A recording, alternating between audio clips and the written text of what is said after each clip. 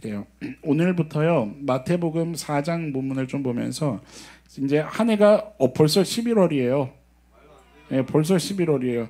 옆에 성도님하고 이렇게 인사해 보세요. 벌써 한 해가 끝났어요. 예, 하고 한번 물어봐 보세요.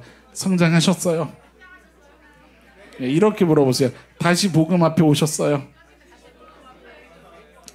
예, 이번 연도 우리가 표어가 다시 복음으로 오잖아요. 기도하면서 하나님 이제 11월 12월 어떻게 좀 마무리를 할까요? 말씀 앞에 서는데 하나님께서 계속해서 좀 기본을 봐라. 기본으로 돌아가서 진짜 탄탄한 신앙인이 세워졌으면 좋겠다. 이 마음을 계속 주셔서 마태복음에 아주 중요한 신앙의 가장 근간이라고 할 수 있는 그 말씀을 좀 이렇게 보면서 이번 해를 마무리하려고 하는 거예요. 너무 신기한 것은 제가 이번 해를 좀 한 해를 보내면서 하나님 내년 초에는요 뭐 앞뒤 볼 것 없이 무조건 겨울 바이블 캠프 때 요나를 하겠습니다. 요나를 이렇게 마음을 먹었는데 그런데 내년 1월달 큐티가 시작할 때 요나더라고요. 네, 그래가지고 조금 더 당겨서 해야 되겠다. 그래서 12월 마지막 주부터 할 거예요. 할 거고 내년 바이블 캠프부터는 이제 아브라함서부터 요셉까지 쫙 갈 겁니다. 창세기 12장부터 50장까지 한번 쫙 밟아갈 거예요. 이번 바이블 캠프에 그걸 다 한다는 게 아니라 그렇게 해 나갈 거니까 여러분 앞으로 말씀의 은혜가 쏟아질 겁니다. 앞으로도. 우리 붙잡으면서 매 순간을 좀 예배합시다. 아멘. 오늘 첫 시간인데 마태복음 4장 1절에서 4절 세 가지 기본. 첫 번째 우리 오늘 제목이 뭐예요? 누가 최종 권위자인가 이것을 좀 우리가 묵상했으면 좋겠는 거예요. 오늘 본문을 이렇게 딱 보면요 꼭 보여주고 싶은 이야기가 있다는 거죠. 누가요? 우리 주님께서 꼭 보여주고 싶은 이야기가 있는 게 마태복음 4장에서 이제 등장을 하는 거예요. 1절을 한번 봐보세요. 재밌는 표현인데 같이 읽어볼까요? 시작. 그때 예수께서 성령에게 이끌려 마귀에게 시험을 받으러 광야로 가사. 마귀에게 뭐를 받으세요? 마치 마귀에게 공격받는 것 같은 그런 느낌을 그리고 있는데 그런데 이 앞에 표현이 너무 재밌지 않아요? 그 공격받으러 가는 것 같은데 누구에게 이끌려가는 거예요? 성령께 이끌려가는 거예요. 이것은 뭘까요? 쉽게 말하면 의도된 거라 이거죠. 의도된 거예요. 성령의 인도하심을 받고 있어요. 주님께서 성령의 인도하심을 받아 마귀에게 시험을 받으러 가셨고 그리고 예수님이 뭐 하세요? 뭐 하세요? 먼저 2절 보시면 금식을 먼저 하세요. 이해되셨어요? 이게 무슨 맥락이냐면 예수님은 이미 뭐를 염두하고 계시는 거예요? 시험 받을 걸 염두하고 계시는 거예요. 이미 사단과의 그 만남이 있을 것을 알고 계시는 거예요. 성령께 이끌려서 그렇게 갈 때 그리고 예수님은 어쩌면 그러니까 지금 이 본문이요 예수님이 금식하고 배가 고팠을 때 사단에게 뭐 받았다? 유혹당했다. 이런 식으로 본문을 이해하면 됩니까 안 됩니까? 그게 아니라는 거예요. 예수님은 이미 아셨어요. 그런데 직접 뭐를 감행하셨어요? 금식 기도를 감행하셨어요. 여러분 성경에서 금식 기도가 나올 때는 중요한 맥락들이 있을 때 이게 등장합니다. 예수님도 아시는 거예요. 그리고 준비하신 거예요. 뭐로 준비하세요? 하나님과의 대화로 준비하시는 거예요. 여러분 이 맥락에서 우리가 벌써 묵상할 것들이 쏟아집니다. 여러분 하나님과 대화하는 은혜가 있기를 축원합니다.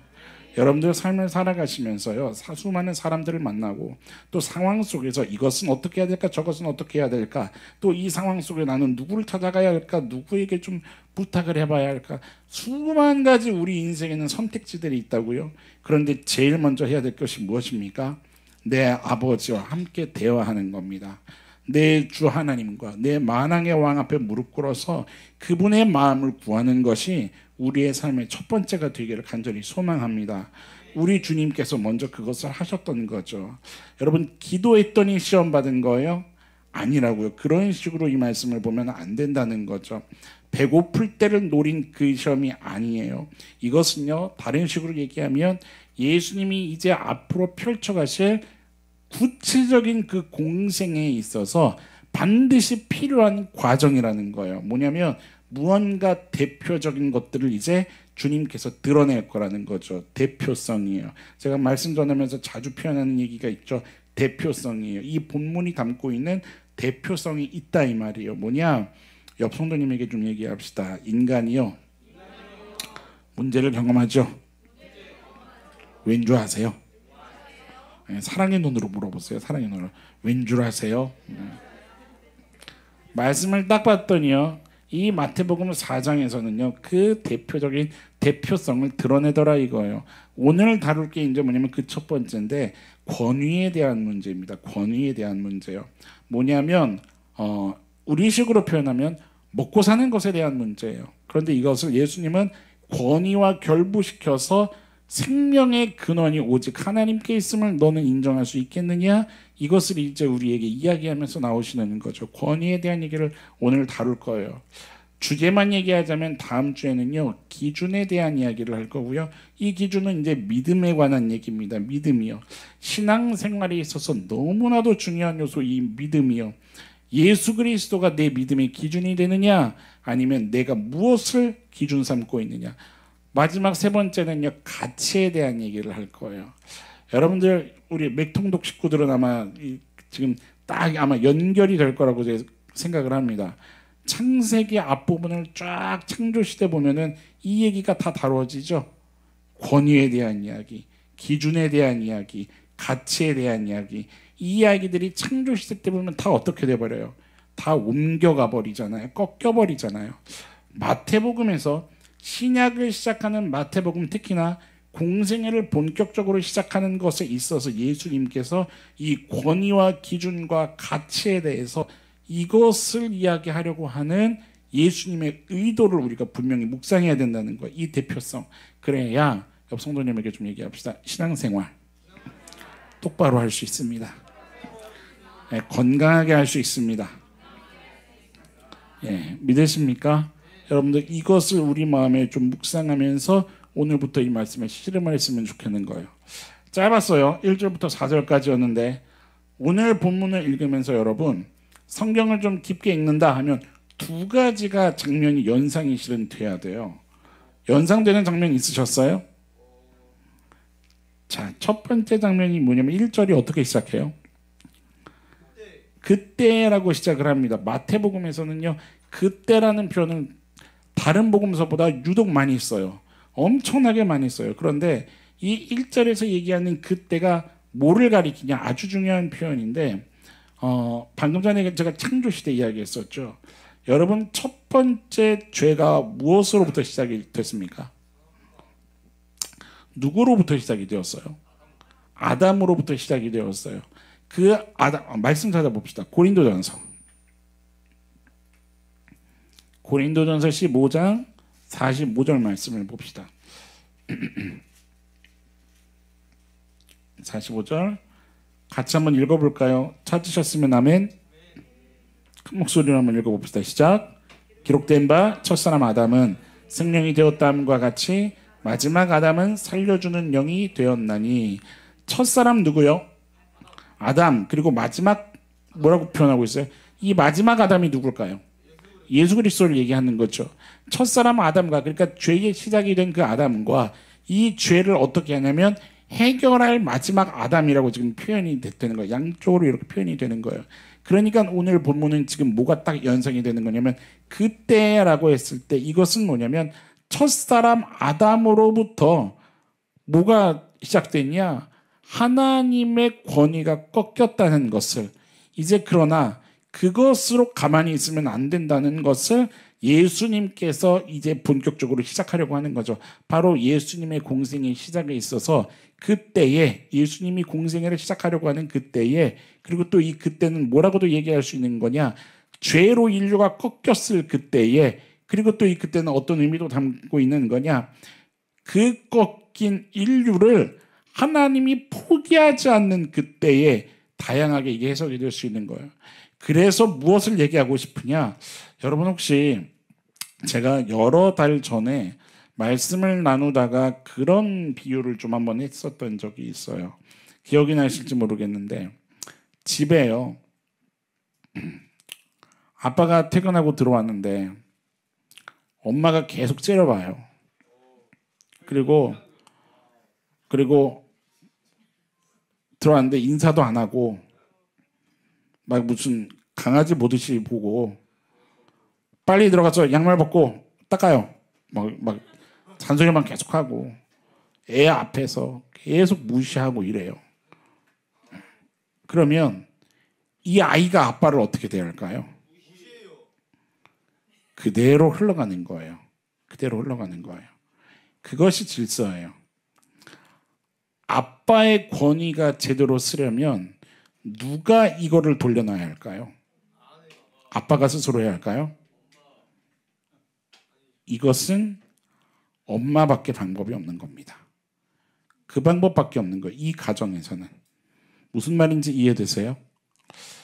예수님이요, 이 세상을 바라보시며 하나님이 이 땅을 바라보시며 하나님이 아담의 때에 첫 권위가 꺾였던 그 이야기를 풀어갈 수 있는 유일한 키워드는 누구밖에 없냐면 아들 예수 그리스도밖에 없는 거예요. 당신 스스로인 거죠. 어찌 보면 하나님께서 사람 때문에 권위가 꺾인 이 땅의 이야기는 사람 보고 다시 그 권위를 존중해줘, 다시 그 권위 그대로 예배해야 해, 그 권위를 인정해줘라고 해서 될 일이 아니라는 거예요. 이것은 예수 그리스도가 아니고서는 그 누구도 다시 제대로 돌려놓을 자가 없다는 거예요. 그래서 여러분, 예수님이 이 땅에 어떻게 오신 거냐면 마지막 아담으로 오시는 겁니다.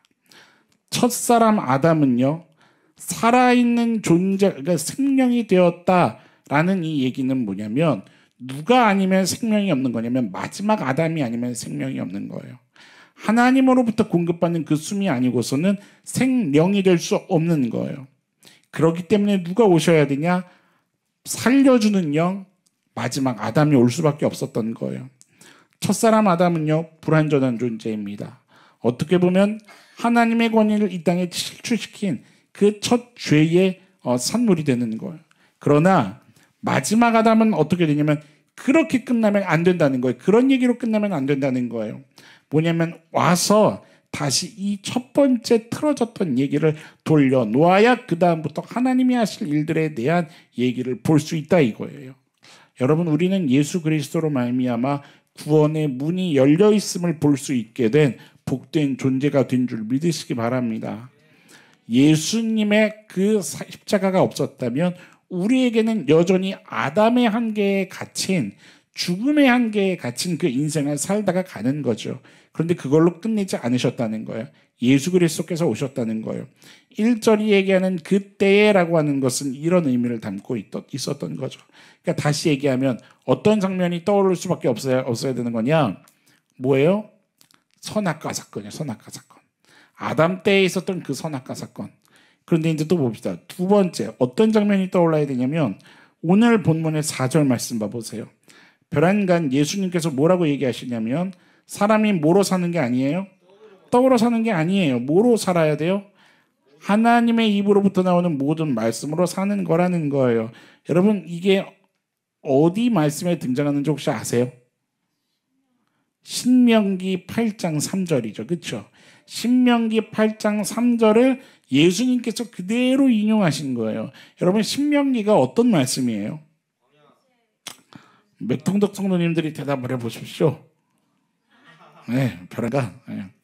신명기 어떤 말씀이에요?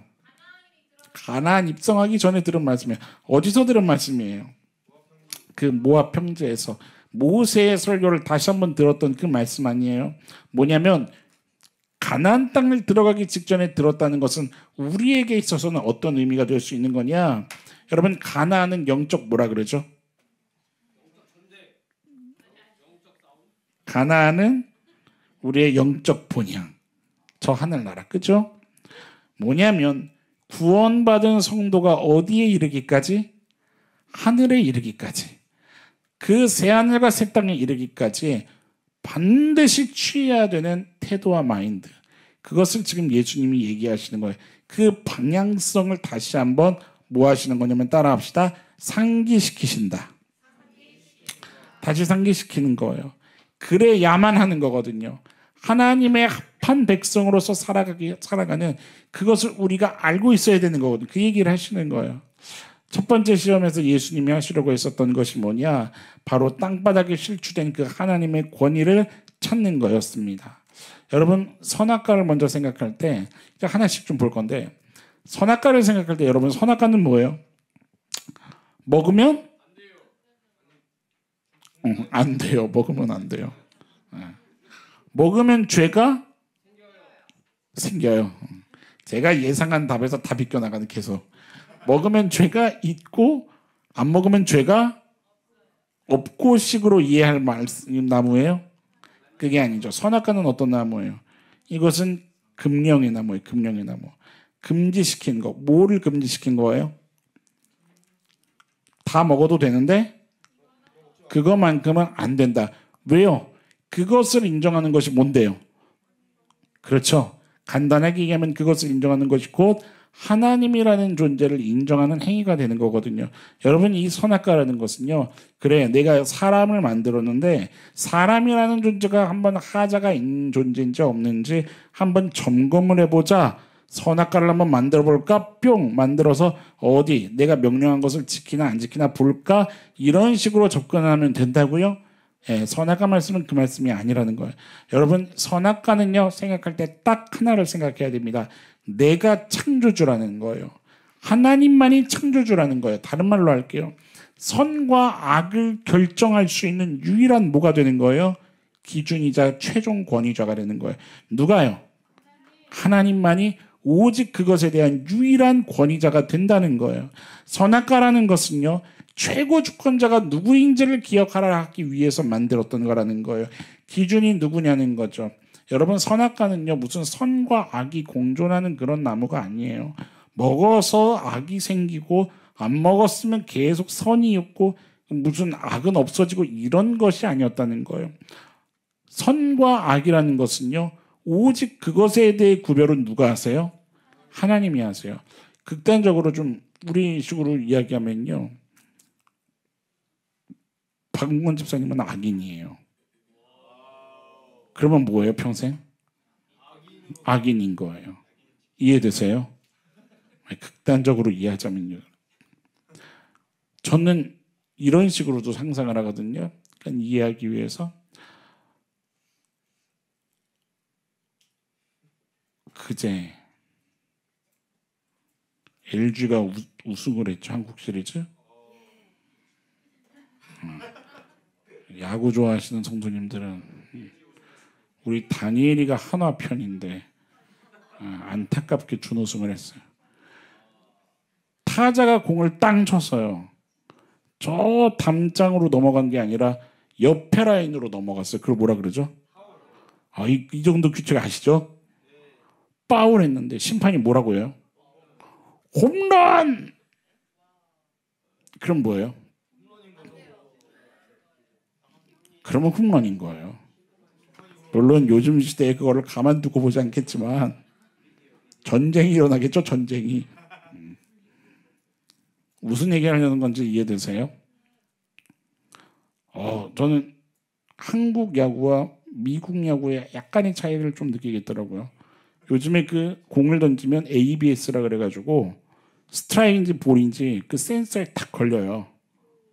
그래서 거기에 조금이라도 걸치면 스트라이크 되는 거예요. 근데 우리나라는 가차없이 그거 스트라이크 볼 딱 나눠서 하더라고요. 근데 며칠 전에 메이저리그를 또 보게 됐어요. 그 외국 팀 메이저리그. 근데 거기는 그 ABS에 안 걸쳤거든요. 그럼 뭐예요? 볼이잖아요. 주심이 뭐라고 하는 줄 알아요? 스트라이크. 근데 그냥 지나가더라고. 스트라이크라고. 클레임을 안 해요. 그냥 스트라이크로 끝내버려요. 뭐를 인정하는 거예요? 와, 메이저리그는 아직도 주심이 왕이구나. 이거를 제가 생각하게 된 거예요. 그거를 생각하다가 이번 주에 계속 이 말씀을 묵상하니까 연결이 되는 거예요. 우리가 하나님을 얼마나 왕으로 인정하고 있는가. 여러분, 하나님께서 선과 악을 구별하셨을 때 우리는 그게 이해가 안 되는 거예요. 왜 그렇게 하십니까? 이거를 하고 싶은 거예요. 쉽게 말하면. 여러분, 하나님께서요, 노아의 방주에 동물들을 들여보내시잖아요. 그게 여러분들 이해가 되세요? 하나님께서 부정한 것과 속한 세속적인 것을 또 나누시잖아요. 그 기준이 다 이해가 됐어요. 이것을 파헤치려고 그동안 수많은 세기 동안 수많은 역사학자들이 신학자들이 이것을 연구한다고요. 그거에 대해서 나름 얘기들을 하지만 모르는 거죠. 뭐를 모르는 거예요? 우리는 사실 하나님을 알 수가 없습니다. 하나님께서 왜 그렇게 하셨는가를 100% 알 수 없는 거예요. 그런데 모르는 그것에 대해서 왜 그렇게 하십니까? 라고 하는 것이 우리 인간의 본성인 거죠. 여러분, 신앙의 첫걸음이 뭔 줄 아십니까? 하나님이 말씀하시는 걸 그대로 인정하는 것이 신앙의 첫걸음입니다. 하나님의 권위를 그대로 인정하는 것. 내가 선과 악을 나누는 것에 있어서 유일한 기준이다. 너 그것을 인정할 수 있겠느냐? 이것이 선악과에 대한 이야기죠. 그래서 여러분, 신앙에서 성경에서 죄를 이야기할 때 이거 아주 자세하게 얘기를 해줬더니 그림을 잘 그려주더라고요. 그림 한번 봐보세요. 재밌죠? 네. 성경에서 얘기하는 죄가 뭐예요? 화살을 탕 쐈는데 관역이 화살이 관역이 화살로 날아가는 게 아니라 화살이 어디로 딱 날아가야 돼요? 관역으로 날아가야 돼요. 그런데 어디로 날아가요? 네, 옆에 지나가던 소가 맞아 죽는 거예요. 이게 죄예요. 하나님이 쏘라고 한 곳에 쏴야 되는 거예요. 그것이 하나님이 기준이자 하나님이 권위자가 된다는 거죠. 뭐냐면 이것이 내가 쏴야 할 곳이라면 쏴야 되는 것. 그것을 따르는 것이 선이고 따르지 않는 것이 악이라는 거예요. 하나님이 아니야라고 하는데 그것을 고집하는 것이 악이라고 하는 거예요. 제 생각에는 아닌데요. 제 경험에는 아닌데요. 아니면 이게 진짜 맞나요? 그것 자체가 성경은 악이라고 얘기한다는 거죠. 여러분, 죄는요 방향성이에요. 하나님이 주권자 되심을 인정하느냐 그렇지 못하느냐 그거에 대한 방향성이라는 거예요. 그래서 신앙은 윤리도덕 정도의 수준이 아니라는 거죠. 윤리도덕을 무시하자는 얘기가 아니라 그것보다 더 높은 수준의 싸움을 하는 것이 신앙인의 싸움이라고 하는 거예요. 지킬 것을 지키는 것에 대한 싸움. 그런데 그 이유와 목적이 어디에 있느냐? 하나님께 있다는 거예요. 여러분들 길거리 지나가시다가요 쓰레기를 보잖아요. 그럼 어떻게 하세요? 왜 줄 쓰세요? 지구를 그냥 깨끗하게 하기 위해 저 청소가 됐으면 좋겠다. 저건 쓰레기가 아니에요. 우리는 하나님의 자녀이기 때문에 주실 수 있어야 되는 거예요. 이해되세요? 왜 신호를 지켜요? 왜 엘리베이터 내리는 사람이 먼저요? 왜 우측 통행해야 돼요? 왜 일반적인 그 도덕률과 법과 질서를 지켜야 되는 거예요? 하나님의 백성이기 때문에 부름받은 자리에서 그 싸움을 한번 해내보는 거예요. 그것을 해내는 가운데 나의 일반적인 인생 속에 하나님이 써내려가신 하나님의 이야기를 발견하게 되는 거예요. 여러분, 그게 성도의 삶인 줄 믿으시기 바랍니다. 이것이 우리가 걸어가야 할 첫 번째 걸음인 거예요. 삶에서 하나님을 인정하는 것. 내가 그것을 내 목적과 내 뜻에 따라 하기 이전에 하나님의 마음이 있음을 바라보면서 한 발을 내디딜 수 있는 것. 그게 성도의 자녀로서의 삶이라 이 말이에요. 여러분, 선악을 결정하는 일이에요. 사실 누구를 따라가면 되는 일입니까? 하나님을 따라가면 되는 일인 거예요. 그런데 이 선악과 사건에서는 뭐를 얘기하냐면 이제는 내가 기준이 되겠다 그 얘기를 하는 거예요. 창세기 3장을 펴보세요. 창세기 3장의 22절에 유명한 이 말씀이 있지 않습니까? 창세기 3장 22절 여호와 하나님이 이르시되 보라 이 사람이 뭐를 아는 일이에요? 선악을 아는 일에 우리 중 하나같이 되었다는 거예요. 그러면 안 된다는 거죠, 사실은. 왜냐하면 제가 이 표현을 자주 하거든요. 우리가 사실 선악을 알게 됐어요. 선악이 뭔지 그래도 나름 알아요. 그런데 중요한 거 아는 게 문제가 아니라 그것을 지켜낼 실력이 있냐 이거예요. 여러분, 옆에 성도님 때리고 싶으세요? 혹시 한번 쳐다봐 보세요. 아영아, 옆에 선생님이 앉아 계세요. 선생님이 하늘 같은 선생님이 때릴 수 있어? 절대 없어. 목사님이 이따가 예배 끝나고 한 3억 정도 줄 테니까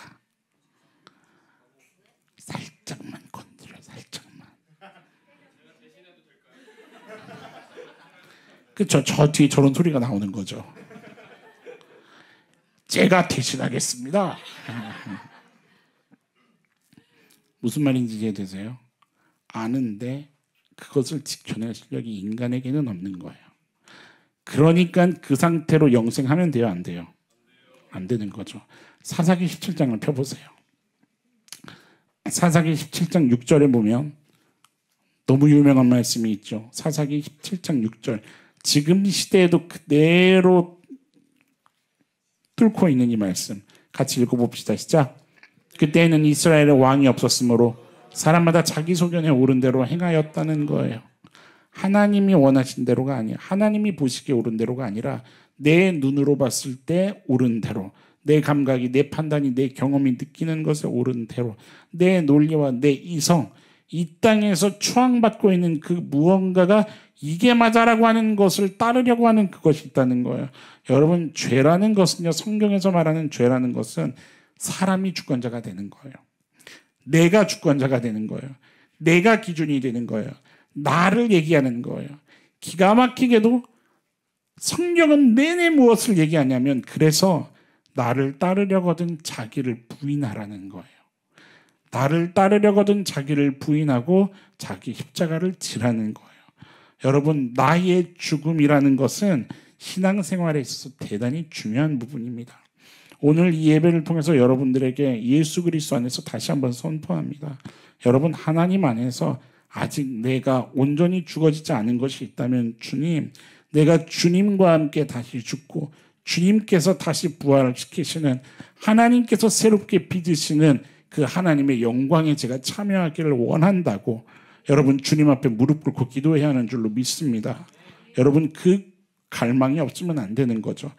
아담이 실패한 이것을요, 우리 주님이 바로 뭐 하셨던 거냐면, 보세요. 오늘 본문의 3절입니다. 오늘 본문 3절 보세요.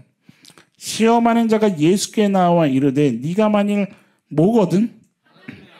하나님의 아들이거든이에요. 여러분, 이것은 단순히 돌덩어리를 떡덩이로 만들어서 너 한번 먹어봐 정도의 어떤 유혹이 아니었던 거예요. 여기서 이 표현을 여러분들 잘 마음에 새기셔야 돼요. 아들이거든이에요. 무슨 말이냐면 아들이므로 너 그의 아들이잖아. 무슨 얘기예요? 너에게도 뭐가 있지 않냐는 거예요? 그 신적 권세와 능력이 있지 않아? 그러니까 그거 한번 써봐 이거예요. 너의 능력, 너의 실력, 너의 권세, 다른 말로 할게요. 너가 한번 해보라는 거예요. 너가. 사람인 너가 한번 해보라는 거예요. 그런데 4절 보세요. 예수님이 뭐라 그러셨냐면요, 중간에 무엇으로 산다고요? 하나님의 입으로부터 나오는 모든 말씀으로 산다는 거예요. 여러분, 이것은 잘 이해하셔야 돼요. 성경책 들고 있으면 산다는 그 얘기가 아니에요. 그 들고 있는 성경책 앞에 뭐 해야 산다는 얘기예요? 엎드려야 산다는 얘기예요. 항복해야 산다는 얘기예요. 다른 말로 할게요. 그 성경 말씀이신 하나님의 권위 앞에 내가 실력과 내가 능력과 내 손에 내 머리에 가진 것이 뭔가 좀 있더라도 아닙니다. 나는 하나님의 통치와 다스림이 아니면 살 수 없습니다. 이것을 인정하며 고백하는 그것이 우리 사람이 살 수 있는 유일한 방법이라는 것을 지금 누가 얘기하시는 거예요? 예수님께서 공생애를 시작하려는 그 초입에서 이 첫 번째 단추를 지금 제대로 끼고 계셨던 그 이야기를 하는 겁니다. 여러분, 예수님도 신이었지만 실패한 인류를 위해서 인간의 몸을 입고 오셨던 거예요. 뭐 때문에요? 만물에 있어서 누가 최종 권위자인가를 보여주고 싶으셨던 거예요. 여러분, 이 예수님의 싸움 앞에 우리의 마음이 함께 걸을 수 있게 되기를 소망합니다. 우리 마음에 좀 계속 선포했으면 좋겠어요. 그 하나님의 권위가, 그 하나님의 주권이 너의 인생을 살리지 않느냐, 나의 인생을 끝까지 이끌고 가지 않느냐, 이 땅의 떡이 아니라, 이 땅에 있는 그 물질 돈이 아니라 하나님의 주권이 나의 인생을 책임지지 않느냐. 나의 영혼아 들어라, 나의 영혼아 깨어라, 주님을 바라봐라. 여러분, 매 순간마다 이것을 선포할 수 있는 우리의 인생 걸음이 되기를 간절히 소망합니다. 아까 우리 얘기했었던 신명기 8장 여러분 한번 펴보세요. 신명기 8장이에요. 이제 이것이 연결이 되는 거예요. 아담의 그때 이후로 하나님은요 마음을 먹으셨어요. 그래, 사람에게는 본성적으로 이것이 있는데 그렇다면 무엇이 인생을 살리는지를 내가 제대로 알려줘야 되겠구나. 신명기 8장 1절부터 한번 봐보세요. 가나안 땅에 들어가기 전에 이것을 이제 천명하는 거죠. 1절 보세요. 내가 오늘 명하는 모든 명령을 너희는 지켜 행하라. 그리하면 너희가 어떻게 해요? 살 거예요. 믿으시기 바랍니다. 옆에 성도님에게 축복합시다. 당신은 삽니다. 네. 에이 무슨 지금 내 나이가 몇인데 내가 어제 검진을 받았는데 막 그게 아니라고요. 여러분, 우리의 영혼이 잘됨 같이 범사가 강건하기를 여러분 믿으십니까? 우리 안에 그 소망이, 순결한 그 소망이 있어야죠. 주여 내 영혼이 살게 하여 주옵소서. 그래서 내 삶이 얻고 누리는 그것을 넘어서서 주님의 이야기가 써내려가는 그 하늘의 이야기를 보게 하여 주옵소서. 여러분, 그것이 사는 것인 줄 믿습니다. 너희가 살고 번성하고 여호와께서 너희의 조상들에게 맹세하신 땅에 들어가서 그것을 차지할 줄 믿습니다. 2절 보세요. 내 하나님 여호와께서, 같이 읽어볼까요? 시작. 이 40년 동안에 내게 광야길을 걷게 하신 것을 기억하라. 아멘. 뭐 하라고요? 기억하라는 거예요. 40년 동안의 광야길을 걸었었던 그 구조를 좀 생각해 봐라. 그리고 절대 잊어버리지 마라. 여러분, 그 광야길을 걸었던 구조가 뭐였어요? 지금 하나님은요, 이 당신의 자녀들에게 뭔가를 상기시키고 싶으세요. 뭐냐면 사람이 할 수 있는 게 도대체 뭐냐는 거예요. 사람으로서 할 수 있는 게 있냐는 거예요. 여러분, 그들이 며칠 만에 원망했어요. 광야, 그 애굽에서 나온 지 45일 만에 다 자기가 갖고 나왔던 거 다 떨어졌잖아요. 그래서 뭐 했어요? 우리 돌려보내라. 이게 뭐냐, 굶어 죽이려고 지금 공동 그 묘지로 우리 끌고 나온 거냐, 이 얘기 하잖아요. 그때 하나님이 뭐를 허락하셨어요? 그때 만나 허락하셨던 거 아니에요. 사람이 가진 것은요, 기간이 한정이 돼 있는 거예요. 거기에서 끝나버리는 거예요. 한계를 맞이하는 거예요. 사람이 할 수 있는 게 도대체 뭐냐라는 거예요. 다른 말로 할게요. 인생이라는 것을 무엇이 책임질 수 있냐는 거예요.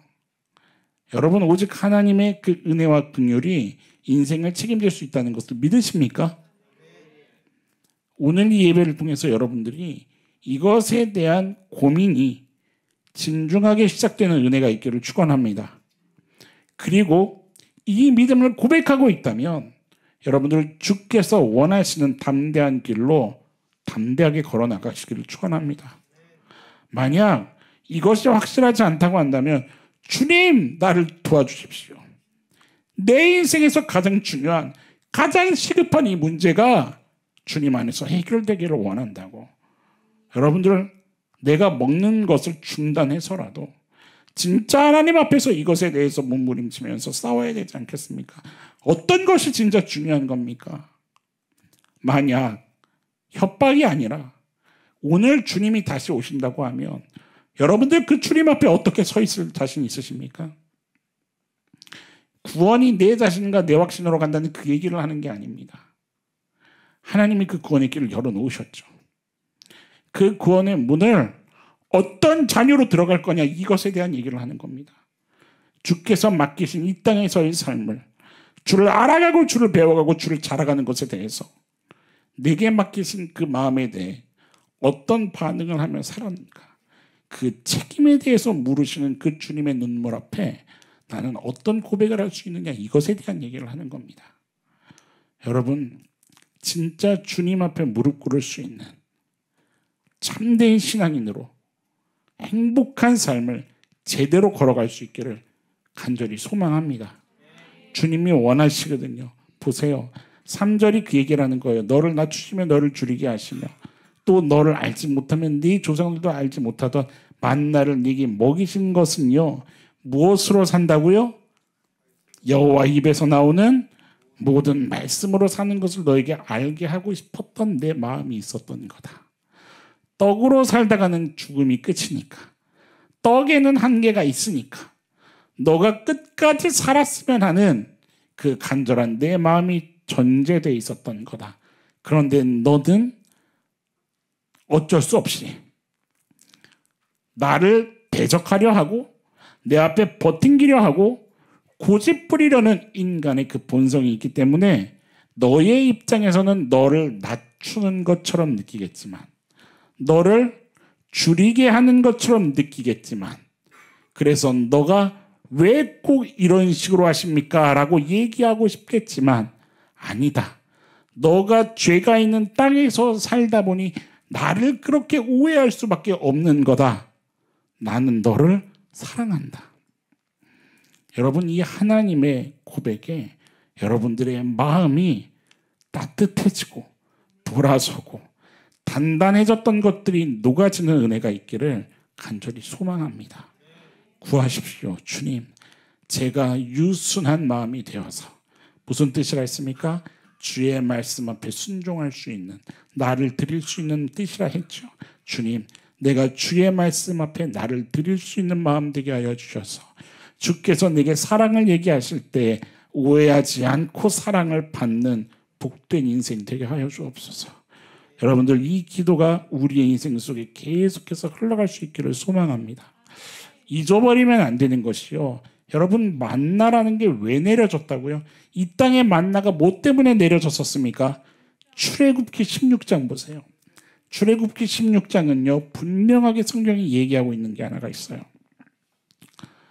출애굽기 16장 3절부터 봅시다. 3절.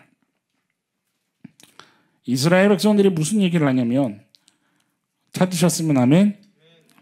이스라엘 자손이 그들에게 이르되 우리가 애굽 땅에서 고기 가마 곁에 앉아 있던 때와 떡을 배불리 먹던 때에 어떻게 얘기해요? 여호와의 손에 죽었더라면 좋았을 것을. 기가 막히죠. 그리고 뭐라고 얘기하냐면, 너희가 이 광야로 우리를 인도해 이 온 회중이 죽여 죽게 하는 거냐.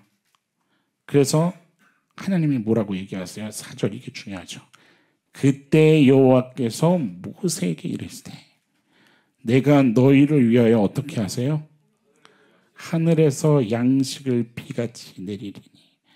믿으십니까? 왜 내리셨어요? 만나의 사건은요, 내가 하나님께 뭔가 순종하고 뭔가를 잘 해드렸기 때문에 그래서 일어났던 사건이 아니었어요. 순전히 이것은 하나님의 긍휼과 하나님의 사랑 때문에 베풀어진 은혜가 아니냐는 거예요. 누구 100%예요? 하나님 100%예요. 여러분 기억하셔야 돼요. 하나님 100%예요. 하나님이 포기하지 않는 그 사랑이 100%라는 거예요. 하나님이 주권자 아니냐는 거예요. 하나님이. 이 앞전에 출애굽기 14장이 뭐에 대한 사건을 기록하고 있는 말씀이죠? 홍해 사건이에요. 홍해 사건. 15장은 그래서 뭐 하죠? 모세와 미리암이 찬양합니다. 그리고 몇 장을 맞이하는 거예요? 그리고 16장 맞이하는 거예요. 기가 막히죠. 사람은 끊임없이 어떤 얘기를 하냐면, 그래요, 내가 따라가기는 따라가겠는데 배고파서 못 따라가겠어요. 이 얘기를 한다는 거예요. 내가 하기는 하겠는데 지금 내 상황을 보라는 거예요. 내 형편을 한번 보라는 거예요. 내가 느끼는 감정을 한번 보라는 거예요. 내가 겪고 있는 그 일을 한번 보라는 거예요. 그리고 좀 내게 공감 좀 해달라, 이 얘기를 하고 있는 거예요. 여러분, 하나님이 공감을 못 하시는 분이십니까? 여러분, 그 원망 앞에 내린 것이 뭐예요? 그것이 만나예요. 하나님이 뭐를 얘기하고 싶었었던 걸까요? 뭐를 가르쳐주고 싶으셨던 거예요? 너희가 나를 따르지 못하는 것은, 너희가 나를 따를 때 힘들다고 얘기하는 그것은 너희들의 먹고 사는 문제 때문이 아니라 본질적인 것 때문에 그런 거야. 본질적인 것. 너희들 안에 본질적으로 나에게 부딪히고 있는 그것 때문인 거지. 너희가 나를 따르는 것이 어렵고 힘든 것이 상황과 환경과 조건 때문이 아니라는 것을, 그것을 하나님이 가르쳐주고 싶었던 거예요. 보세요. 원망 때문에 하늘에서 내렸어요. 율법을 준행하지 않았을 때에도 하늘에서 내렸어요. 그 원망과 불순종을 반복하는 40년 내내 하늘에서 만나가 내려졌던 것은 여러분 뭐를 얘기하고 싶은 거예요? 인생은 하나님의 주권이 다스리고 있다는 것을 계속해서 가르쳐주고 싶으셨던 거예요. 착각하는 게 뭐냐면 주님을 믿고 따르는 게 힘들다는 것이 내 상황과 환경과 조건 때문이라고 계속 우리는 얘기하는 거죠. 근데 아니라는 거예요. 그게 아니라는 거예요. 주님이 나를 그렇게 인도하시는 게 싫고 내가 왜 그렇게까지 해야 하냐는 내 안의 본성이 주님을 대항하는, 내 안의 본성이 주님을 대항하고 내가 주권자가 되고 싶은 나로부터 시작된 그 부딪힘이라는 거예요. 여러분들 잘 점검하셔야 됩니다. 진짜 힘들어서 따르지 못할까요? 아니요. 제가 놀라운 거는 그 시사 프로그램을 보다가 창문 닦기 월급 아세요, 여러분?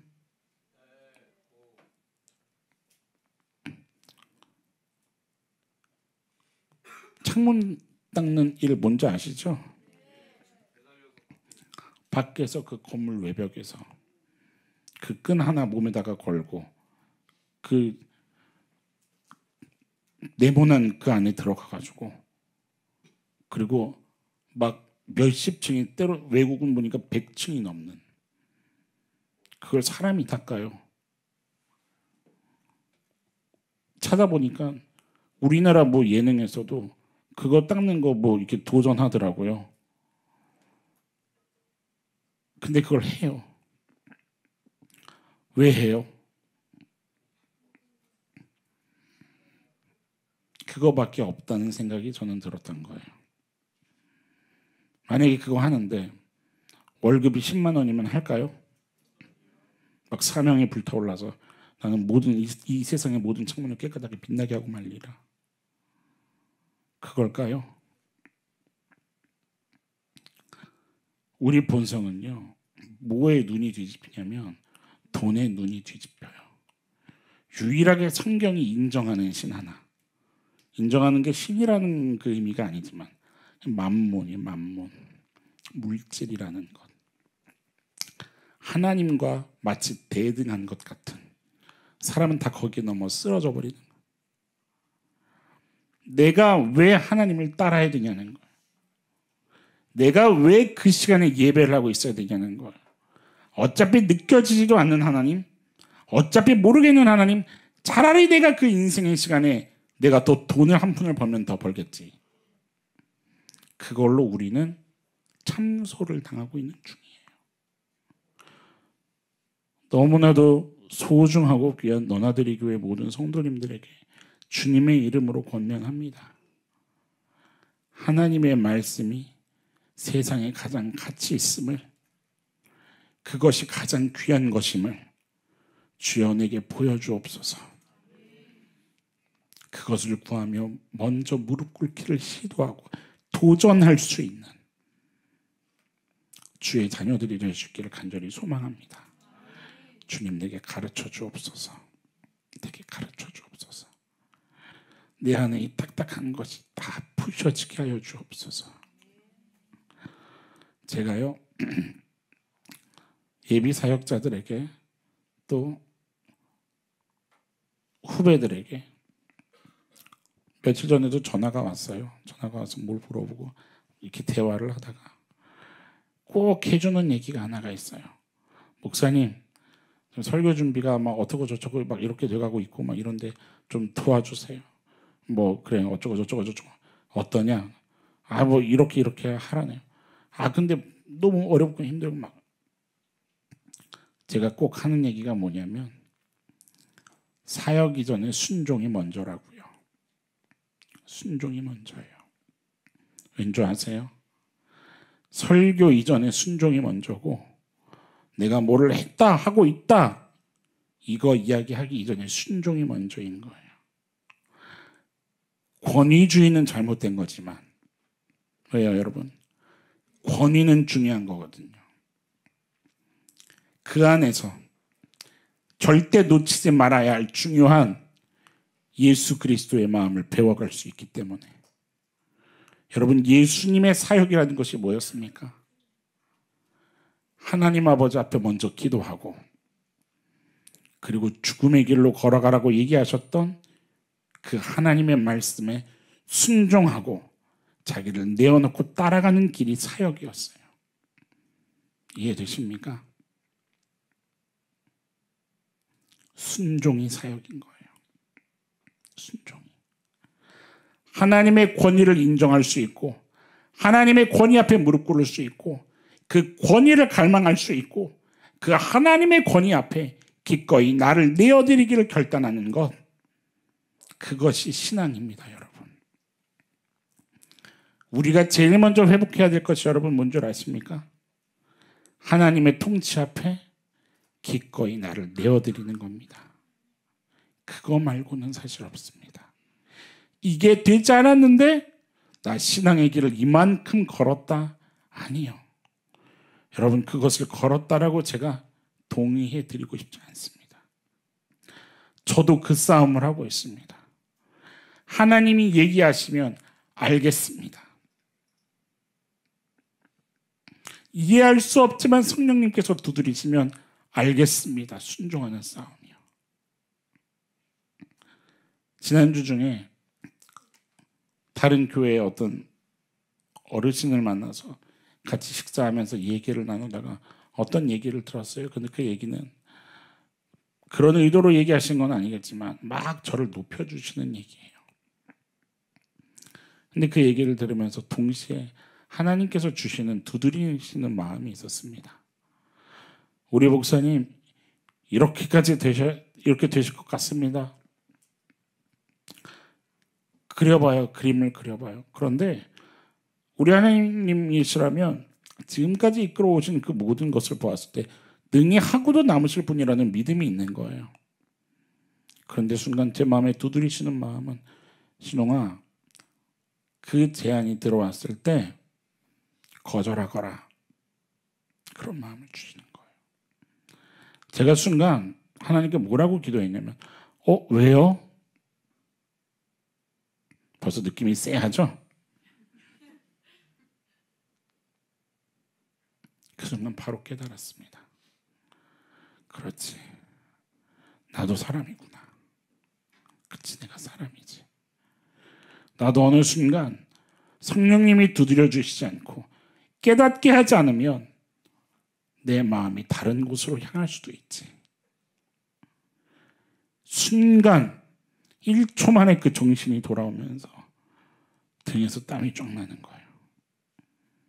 저는 싫거든요. 주님 앞에 항복하기 이전의 삶으로 돌아가고 싶지 않거든요. 다시는 그것을 경험하고 싶지 않거든요. 살아있어도 살아있지 않은 시체 같은 그것을 경험하고 싶지 않거든요. 바로 주님께 고백했어요. 알겠어요, 주님. 당연하죠. 당연하죠.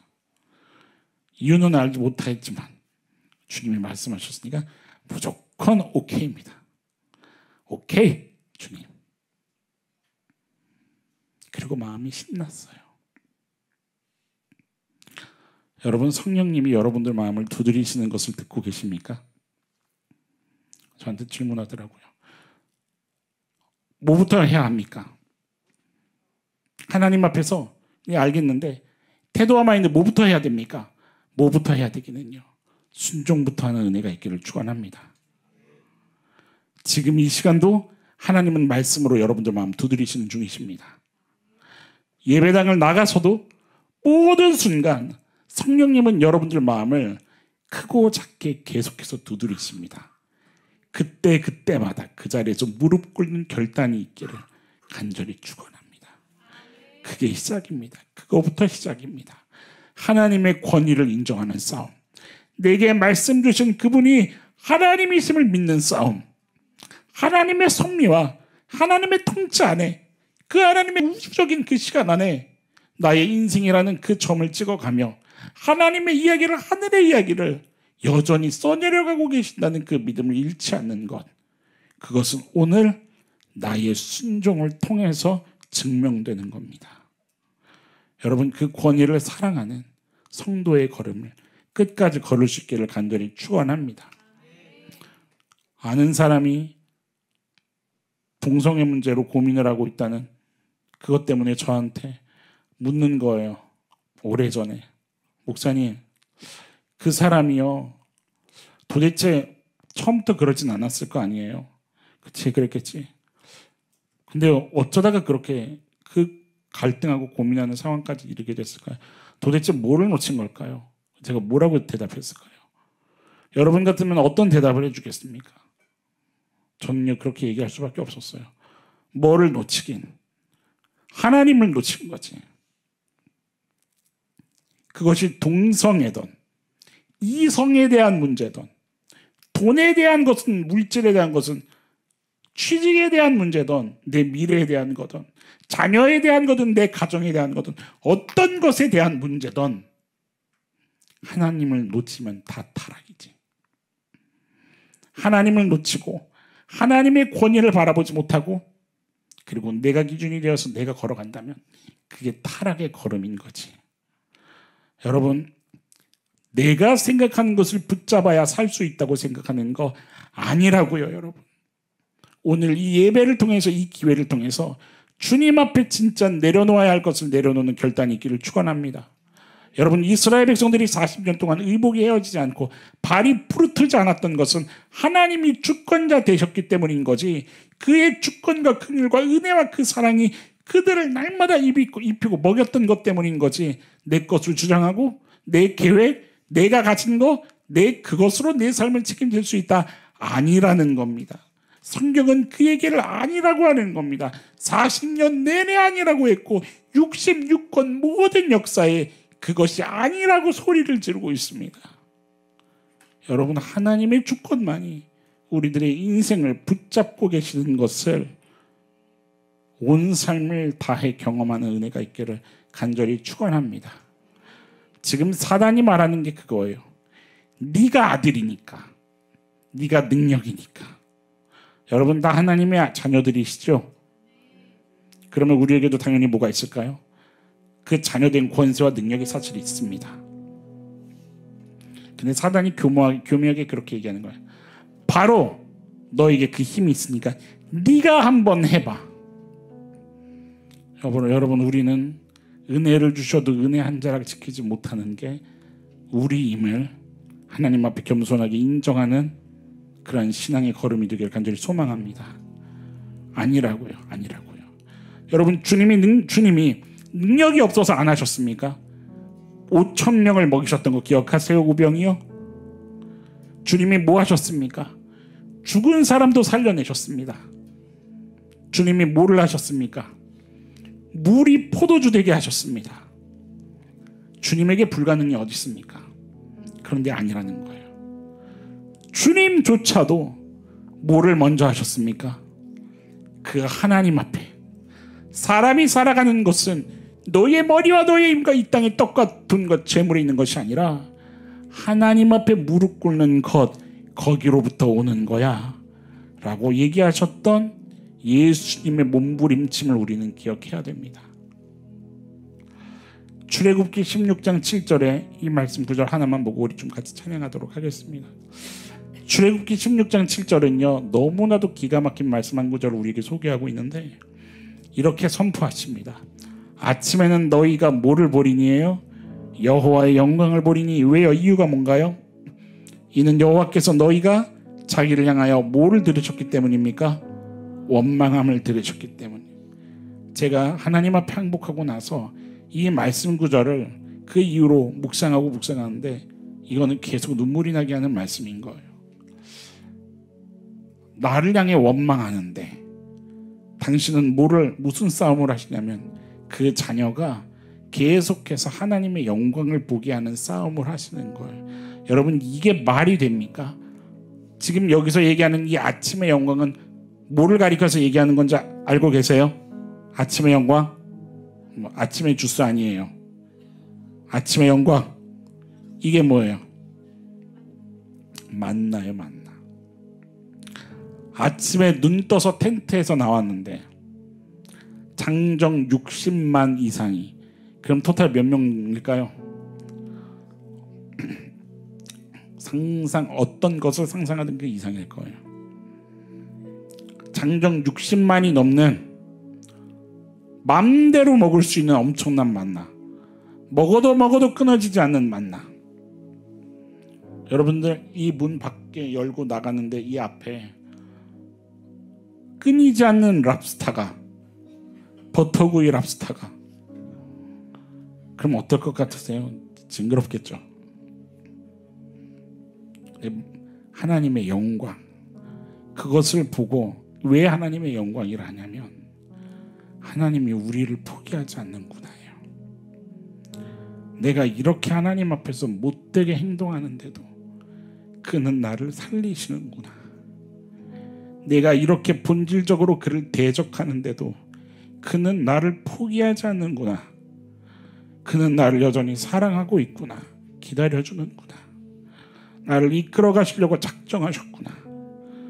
그의 열심을 광야 2세대들은 그 광야 40년 내내 경험합니다.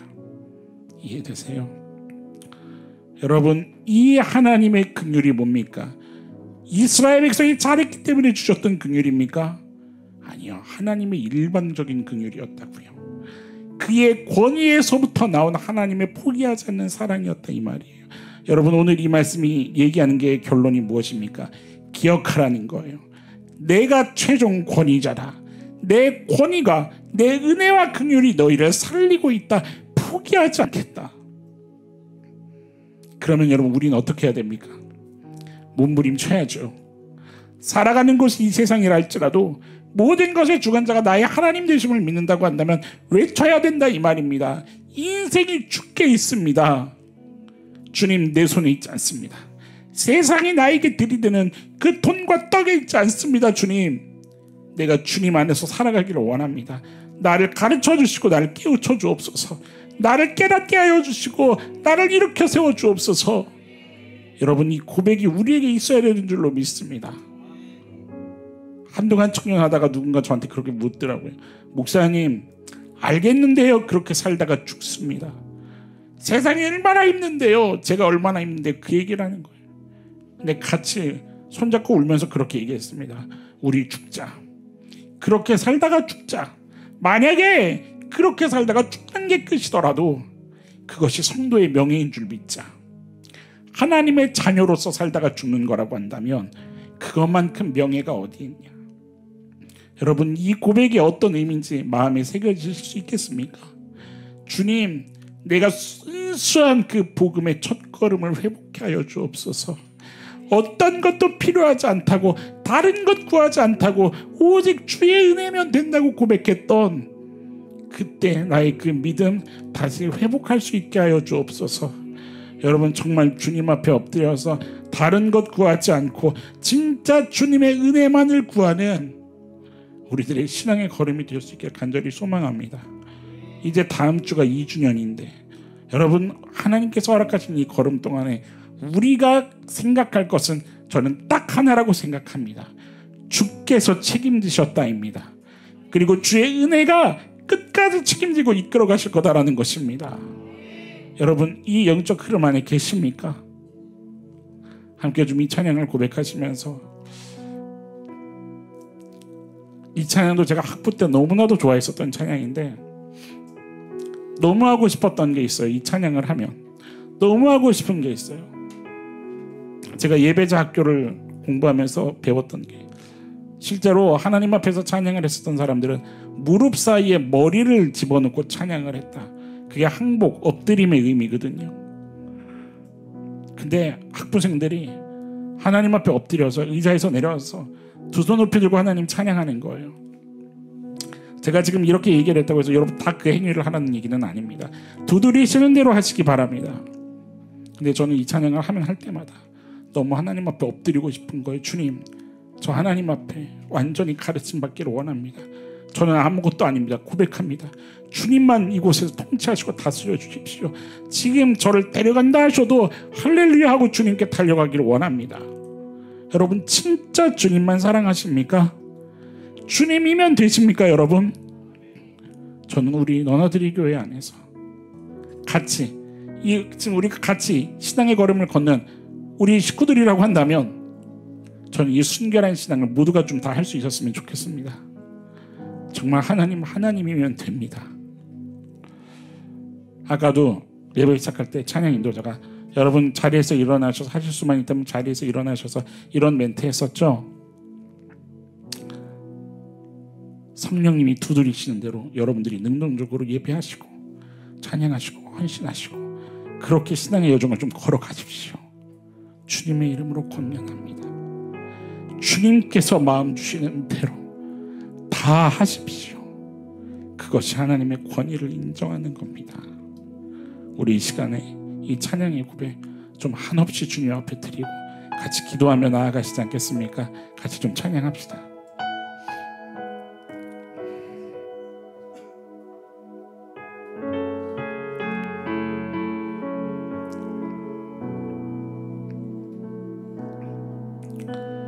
주 앞에 엎드려 경배합니다.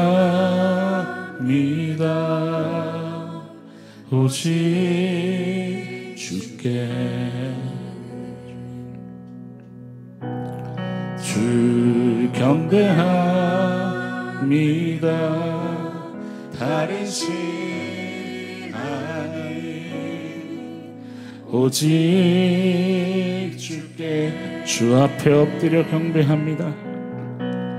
주 앞에 엎드려 경배합니다. 오직 주께 주 경배합니다.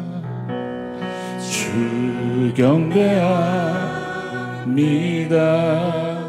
다른 신 아닌 오직 주께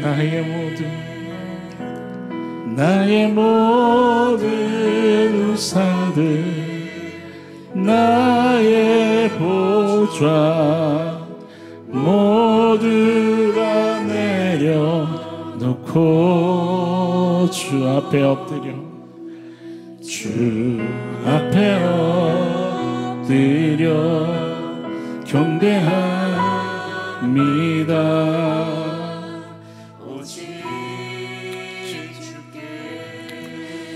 여러분이 찬양의 고백이 그냥 들어지는 그런 노래가 되지 않았으면 좋겠습니다. 여러분의 우상이 무엇입니까? 여러분 그것을 고민하며 고백하셔야 되지 않겠습니까?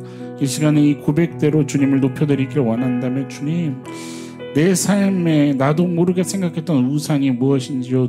그것이 돈입니까? 아니면 가족입니까? 아니면 내가 무언가 이루고 싶어하는 그것입니까? 주님 그것들을 주님 앞에 겸손히 내려놓겠습니다. 항복합니다. 주님 앞에 내 본성적으로 대항하고 있는 그것을 주님 이제는 주님께 모두 다 드리기를 원한다. 여러분 그것이 좀 표현되어야 되지 않겠습니까? 우리 다시 고백할 때 한없는 찬양으로 고백하며 좀 나가도록 합시다.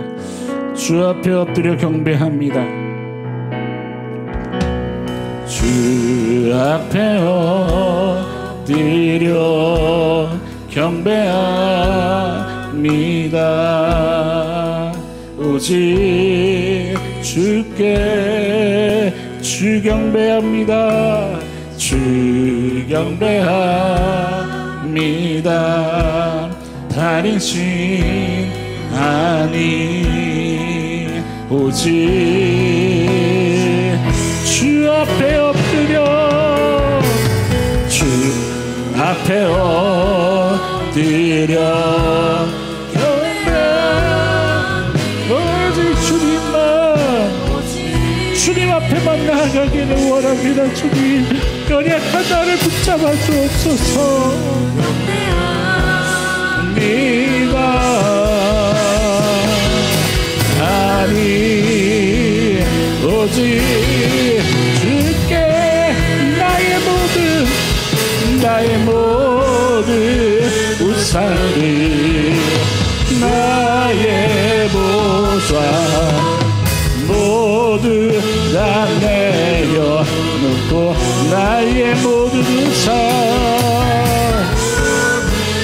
우상들 나의 보좌 모두 내려놓고 나의 모든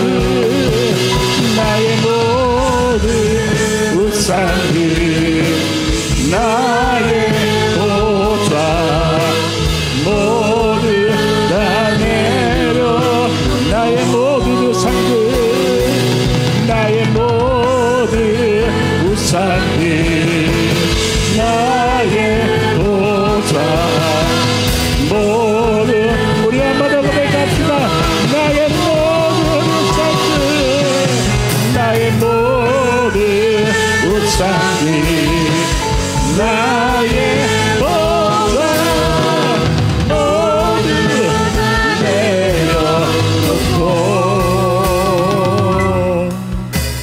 주 앞에 엎드려 경배합니다. 오직 주께 주 앞에 엎드려 경배합니다. 오직 주께 주 앞에 엎드려 주 앞에 엎드려옵니다.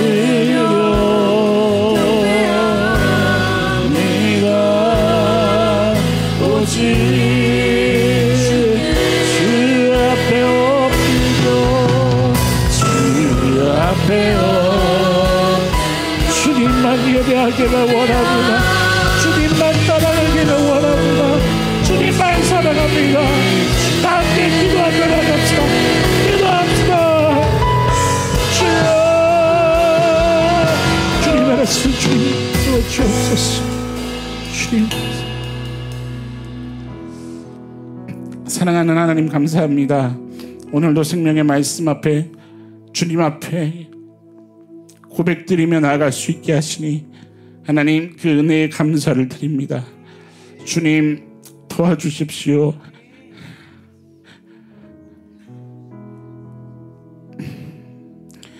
주님께서 도와주셔서 이 땅을 살아가는 동안에 있어서 하나님과 함께 걷는 그 기쁨을 누릴 수 있도록 주님 도와주옵소서.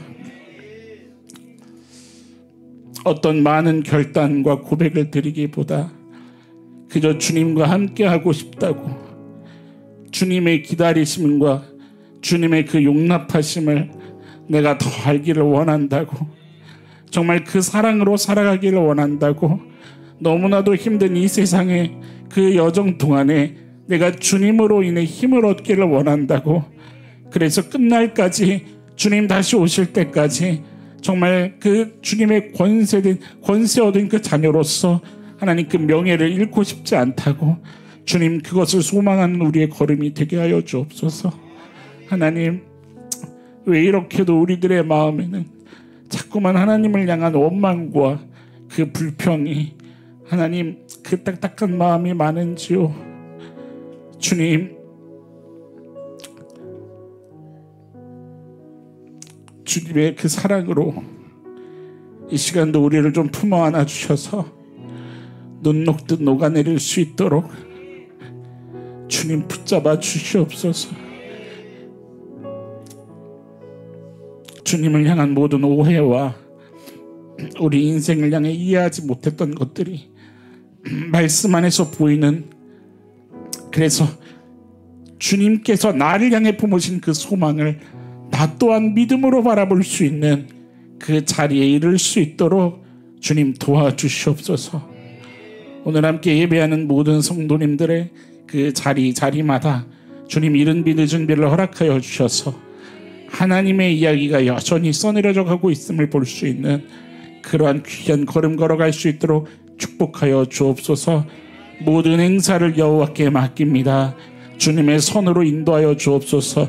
주의 권위로 다스려 주옵소서. 모든 영광 주님께만 드리기를 원하오며 오늘 이 시간도 우리의 예배를 기뻐 받아주시는 살아계신 예수님의 이름으로 감사하며 기도드립니다. 아멘.